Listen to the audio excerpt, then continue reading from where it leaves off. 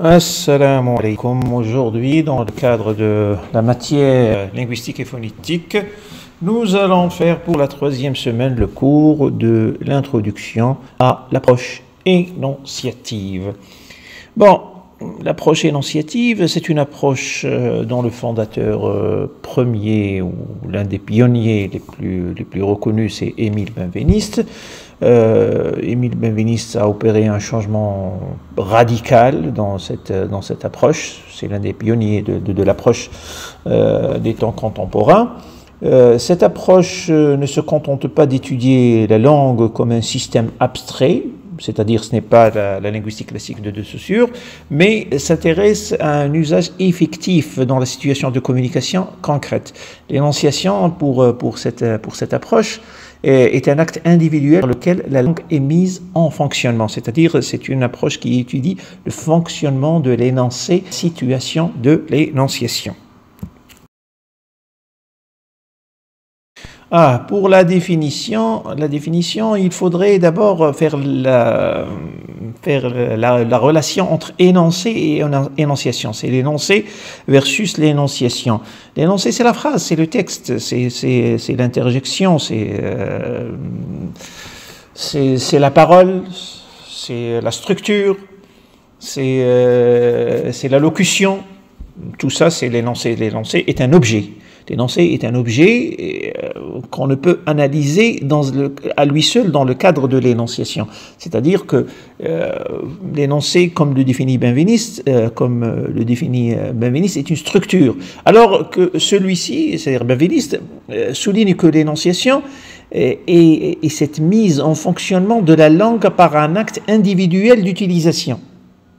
C'est-à-dire, l'énonciation est un acte individuel, alors que l'énoncé est un acte standard, un acte formel, alors que l'énonciation est un acte individuel. C'est un processus, le processus d'une activité, l'énonciation. Quelles sont les caractéristiques de l'acte de l'énonciation? D'abord, nous devons avoir un sujet. Un sujet, il n'y a pas d'énonciation sans que quelqu'un ait à prendre la parole. C'est-à-dire, il faut que quelqu'un prenne la parole pour qu'on parle d'énonciation. Nous devons avoir, devant ce sujet énonciateur, nous devons avoir un destinataire, un récepteur, un co-énonciateur, un destinataire. C'est-à-dire quelqu'un qui reçoit l'énonciation, qui va analyser l'énoncé dans sa situation.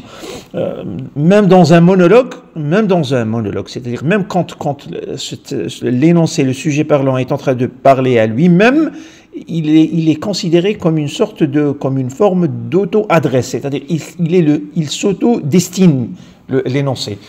Nous avons forcément une intention dans l'acte de l'énonciation. Le locuteur parle dans un but, c'est-à-dire ce n'est pas une relation en machine. C'est pour ça que l'énonciation, c'est un acte humain. Le locuteur parle dans un but, informer, convaincre, promettre, raconter, etc. Nous avons une inscription dans le temps et dans l'espace, c'est-à-dire cette énonciation est ancrée dans un temps et dans un cadre, dans une trame spatio-temporelle, un lieu, un moment, dans des circonstances précises, etc. Minguenot précise que l'énonciation est l'acte qui consiste à produire un énoncé, acte dont l'énoncé porte la trace. Exemple, nous avons deux énoncés. Il pleuvra demain. Ça, c'est le premier énoncé. Deuxième énoncé, je te promets qu'il pleuvra demain. Même si c'est le même sujet, c'est-à-dire comparativement au thème de l'énoncé, nous avons presque le même sujet, le fait de pleuvoir demain, mais la façon de l'énoncer et les structures énonciatives, et la situation de l'énonciation fait qu'il y a deux énonciations différentes. Il pleuvra demain, je te promets qu'il pleuvra demain. Le deuxième, il est plus subjectif, la deuxième énonciation, elle est plus subjective, par rapport à la première. Il pleuvra demain, ça c'est une phrase déclarative, c'est une déclaration, ce n'est pas une promesse. Donc, alors que dans la deuxième énonciation, il y a une implication du sujet énonciateur, du sujet parlant. Je te promets. Donc, le fait même si on traite du même sujet, la façon de le faire fait qu'il y ait deux énonciations différentes. Maintenant, la présentation des acteurs, l'énonciateur et le co-énonciateur. L'énonciateur, Benveniste le nomme par sa subjectivité dans le langage. La langue offre des outils pour que le locuteur s'y approprie. C'est-à-dire, il devient une partie prenante de l'énonciation. L'énoncé, il laisse sa marque. C'est-à-dire, il laisse sa marque dans l'énoncé. Il y a une subjectivité, puisque c'est un élément cardinal, un élément majeur, un élément indispensable de l'énonciation, le sujet parlant. Donc, l'énoncé s'imprègne de l'énonciateur.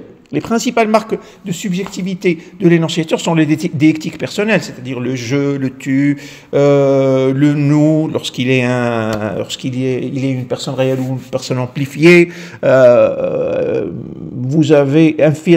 Benveniste affirme que le je énonciateur signifie la personne qui énonce la présente instance de discours contenant le je. Les marques modales, vous avez les marques modales, les marques de subjectivité, vous avez les marques modales, comme les verbes modaux, par exemple, devoir, pouvoir. Devoir, c'est une marque modale d'impératif. De l'impératif, de l'injonction. Vous avez pouvoir, c'est une marque modale du conditionnel. Tu peux faire ceci, tu pourrais. Donc, vous voyez, il y a une subjectivité, il y a une implication du sujet énonciateur dans l'énonciation. Vous avez les adverbes comme heureusement, sans doute, les adverbes de manière, sans doute, comme pour l'affirmation, peut-être. Ça, ce sont toutes des marques de subjectivité. Vous avez aussi les temps verbaux. Les temps verbaux par rapport au temps de T0 de l'énonciateur. Nous pouvons considérer qu'un événement se soit passé avant, après ou pendant, selon l'utilisation du temps, par rapport au T0, au temps présent de l'énonciateur, non pas le temps présent du percepteur, du récepteur, non, par rapport au temps présent de l'énonciateur. Maintenant pour le co-énonciateur, Kerbraor-Kioni insiste que le co-énonciateur n'est pas un élément passif. Il n'est pas un récepteur passif, c'est-à-dire il a son influence sur l'énonciation, sur l'acte de l'énonciation. C'est-à-dire même vous, quand vous vous mettez devant un enseignant ou un élève ou votre camarade, vous allez modifier même si c'est la même information que vous allez faire parvenir pour les trois. C'est-à-dire un enseignant, un élève et un camarade, ça sera de trois façons différentes parce que le co-énonciateur, ou le destinataire ou l'allocuteur est un élément qui a son influence sur vous. Donc sa présence est une influence dans la construction de l'énoncé. Vous avez ces marques du co-énonciateur qui sont le tu ou le vous, c'est-à-dire selon que vous utilisez un tu ou un vous, nous pouvons savoir le statut de l'énonciateur, les interrogations, que penses-tu, les impératifs, etc. Structures qui font que l'énonciateur soit présent dans l'acte de l'énonciation. Kerbraor-Kioni développe une analyse fine de ces relations, montrant que l'énonciation est fondamentalement une activité intersubjective, un échange entre un et un tu. Kerbraor-Kioni utilise un terme précis pour cette relation entre le je et le tu, c'est la dyade je tu. Et cette dyade, le je tu, a son influence constitutionnelle de l'acte de parole, l'acte de l'énonciation. Comme élément structurant de l'énonciation, nous avons la polyphonie. Qu'est-ce que la polyphonie? La polyphonie, c'est le fait que l'énonciateur ne soit pas la seule voix dans l'énonciation. Il est déjà important de distinguer que l'énonciateur est une personne physique, alors que la voix est assumée par l'énoncé, et non pas par l'énonciateur lui-même. C'est-à-dire, il peut vous rapporter un discours qui ne soit pas le sien. Donc un locuteur peut rapporter des paroles ou des points, un point de vue d'autrui. On parle alors de polyphonie énonciative, c'est-à-dire tout ce que dit l'énonciateur n'est pas le produit de l'énonciateur. Et là, nous allons bien sûr faire les marques de l'énonciation, ce qu'on appelle les DX6, pour les distinguer. Maintenant, concernant la situation de l'énonciation ou le cadre spatio-temporel et relationnel, l'énonciation est un acte situé. Sa compréhension est indissociable du contexte dans lequel elle est produite. Le cadre spatio-temporel de l'énonciation est déterminé par sa dimension temporelle, le moment de l'énonciation, le T0, sert de point de repère, c'est-à-dire le moment où l'énoncé a été dit, l'emploi de nombreux temps et d'indicateurs temporels. Nous avons par exemple les marques linguistiques, les adverbes de temps, maintenant, hier, demain, après-demain, l'année passée, l'année d'avant, le surlendemain. Tout ça, ce sont des marques qui montrent certains éléments par rapport au T0, c'est-à-dire le T0, c'est le temps où l'énoncé a été formulé. Et ces marques, ces adverbes de temps montrent quand est-ce que certaines actions ont été accomplies. Par exemple, lorsque quelqu'un vous dit demain, demain c'est par rapport à un T0 présent.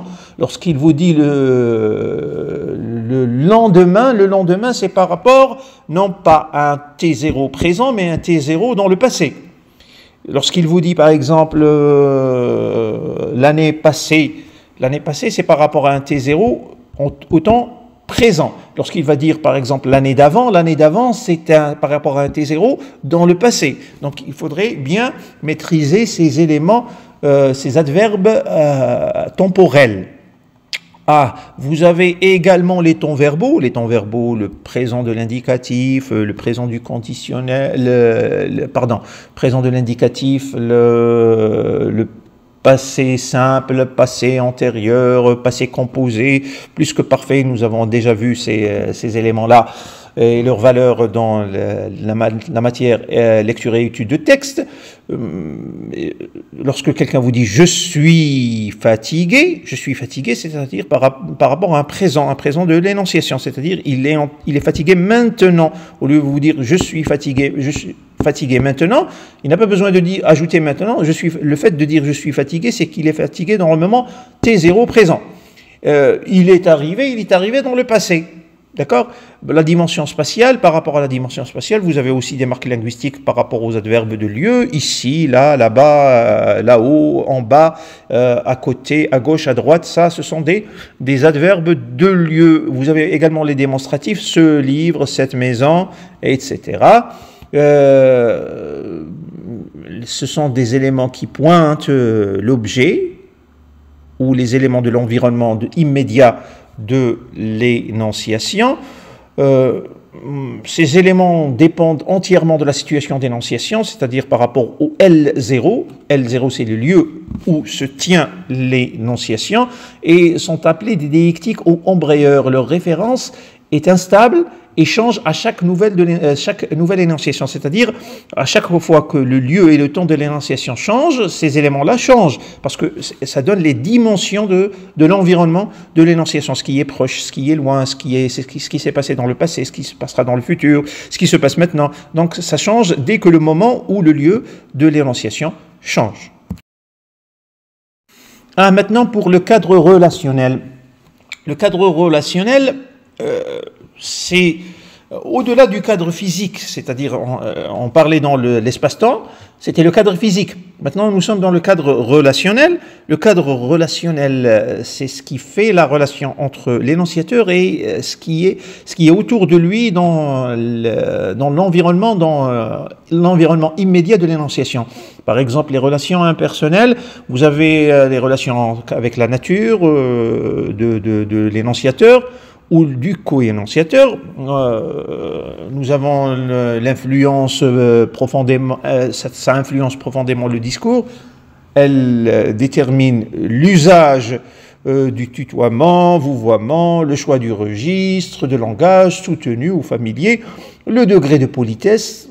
Skerbraur-Kioni le définit comme un élément qui explore les constantes interactionnelles.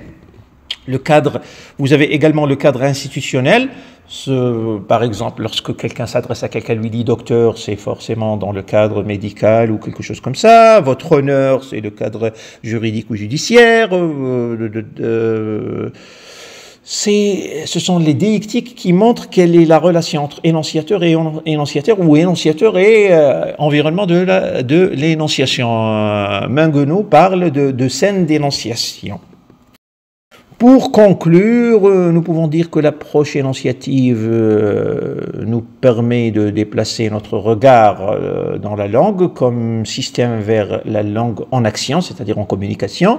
Nous avons l'énonciation, nous avons appréhendé dans ce contexte-là l'énonciation comme étant un acte individuel et subjectif, c'est-à-dire pas comme dans le cadre de la grammaire ou de la linguistique classique, c'est-à-dire comme étant un élément formel, normatif. Non, c'est un élément, l'énonciation est un élément individuel, subjectif, impliquant nécessairement un co-énonciateur et un énonciateur bien sûr et un co-énonciateur dans un cadre spatio-temporel, institutionnel et personnel, toujours individuel. Les concepts de Benveniste, Skerbraur-Kioni, de Mengueno nous fournissent les outils pour analyser les marques de l'énonciation par cet acte dans l'énoncé. Bien sûr, toujours qui est la structure. Cette perspective est fondamentale pour comprendre comment le langage fonctionne dans la communication réelle et comment les sens émergent de l'interaction entre le texte et son contexte. Pour exercice d'application, nous allons analyser une communication. Et cette communication se présente comme suit.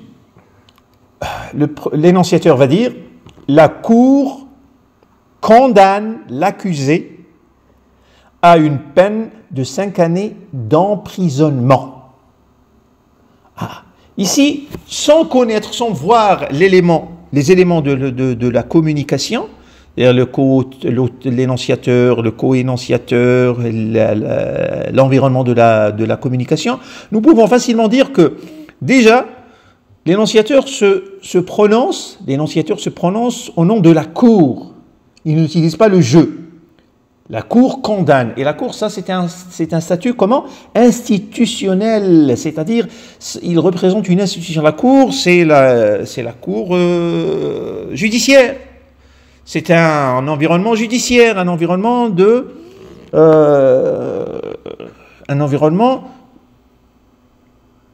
administratif. La cour, c'est forcément un juge qui se prononce ici. La cour condamne l'accusé. Condamné, nous avons un deuxième indice, condamné, un accusé. Un troisième indice, l'accusé. L'accusé, donc nous avons quelqu'un qui condamne, un condamné, et nous avons eu peine qui est 5 années d'emprisonnement. Donc forcément, cet énoncé, dans ses marques, suggère forcément une énonciation dans une cour et au moment de l'annonce d'une sentence. Donc, sans avoir connaissance des éléments de l'énonciation, nous pouvons à travers les déictiques détecter qui parle à qui et dans quelles conditions. Nous avons le deuxième énoncé. Je trouve que c'est vraiment injuste et qu'il ne mérite pas ça. Donc je trouve, là, quelqu'un qui puisse dire « je trouve que c'est vraiment injuste, il ne mérite pas ça », c'est un jugement subjectif par rapport au je énonciateur. Trouve, c'est un jugement personnel, c'est-à-dire un jugement qui n'est pas fondé sur un socle administratif ou législatif précis, c'est une impression, donc que c'est vraiment injuste, vraiment injuste, c'est-à-dire c'est un jugement de valeur personnelle. Ce n'est pas administratif, ce n'est pas comme le premier énoncé, la Cour condamne l'accusé à une peine, c'est un élément précis où il n'y a pas vraiment d'éléments de subjectivité très, très patents. Alors que pour le deuxième, il y a plein d'éléments de subjectivité. Le je trouve injuste, mérite, il ne mérite pas ça. Donc vous avez plein de jugements de valeur, plein de verbes, plein de modes qui suggère forcément la subjectivité de la personne, c'est-à-dire c'est une relation surtout personnelle ici et non pas institutionnelle. Donc c'est un jugement personnel. Merci pour votre attention. Si vous avez des questions, laissez-les dans les commentaires et à la prochaine fois, Inch'Allah.